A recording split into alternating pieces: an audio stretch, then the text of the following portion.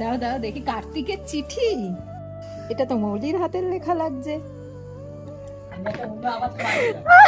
কোন তো গাই কার্তিক, ঠান্ডায় আর পাচ্ছি না, তুলে তুলে নাও তাড়াতাড়ি, ঠান্ডা লেগে জ্বর বাঁধালে হয়ে যাবে আবার বাড়াবাড়ি। ভেবেছে কি ওইটা চিংড়ি মাছের মালাইকারি, ভেটকি মটর